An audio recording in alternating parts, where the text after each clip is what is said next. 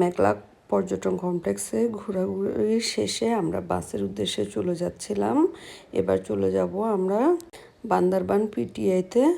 এজন্য আমাদের আবার উল্টা দিকে ব্যাক করতে হয়েছিল। আমরা অল্প সময়ের মধ্যে পৌঁছে গেলাম বান্দরবান পিটিআইতে। শুক্রবার ছিল বিদায়, সবাই তাড়াহুড়া করছিল জুমার নামাজ পড়তে যাবে। আমরা ঠিক আগ মুহূর্তে চলে এসেছিলাম, সবাই ঢুকে পড়ছি। আগের পরিবেশটা ছিল অনেক ভিড়, আর এখন অনেক নিরিবিলি পরিবেশে চলে এসেছি। আশা করছি এই পরিবেশটা আমরা অনেক সুন্দরভাবে উপভোগ করব। আমরা প্রশাসনিক ও একাডেমিক ভবনে ঢুকছি, অনেক পরিষ্কার পরিচ্ছন্ন ছিল আর এত নিরিবিলি, কারণ হচ্ছে ওই দিন বন্ধের দিন ছিল। আমরা এখানে একটু ফ্রেশ হব, সবাই ওয়েট করছি। আমি এই ফাঁকে বাইরের পরিবেশটা দেখিয়ে দিচ্ছি। এত সুন্দর দেখেন, বিশাল একটা এলাকা, তার মধ্যে বাচ্চারা এখানে খেলাধুলা করছে। এখানে আমরা একটু বসে গল্প গুজব করছিলাম। মূলত প্রোগ্রামটা এখানে হবে আর খাওয়া দাওয়া এখানে হবে। জুমার নামাজ শেষে যখন সবাই চলে যাচ্ছিলাম খাওয়া দাওয়ার উদ্দেশ্যে একাডেমিক ভবন থেকে। এখানে পাশে ছিল মহিলা হোস্টেল আর খাবারের ঘরটাও ওখানে ছিল।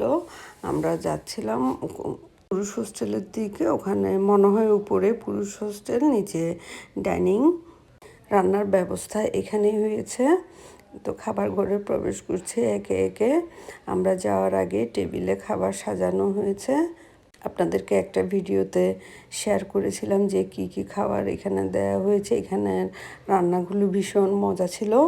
ডাল, 2 রকমের ভর্তা, বেগুন ভর্তা ছিল, তাছাড়া ছিল আলুর ভর্তা, শিমের বিচি, টমেটো আর বড় মাছের মাথা দিয়ে করা হয়েছে। এটা দারুণ হয়েছে। তাছাড়া মুরগি, রুই মাছ তো ছিলই। আমরা তৃপ্তি ভরে খেয়েছি। খাবার পর ছিল কিন্তু মিষ্টি। খাওয়া দাওয়ার পর বাইরে একটু ঘোরাফেরা করছিলাম, বাচ্চারা খেলছিল। আবারও অনুষ্ঠানের উদ্দেশ্যে এখানে সবাই জড়ো হলাম।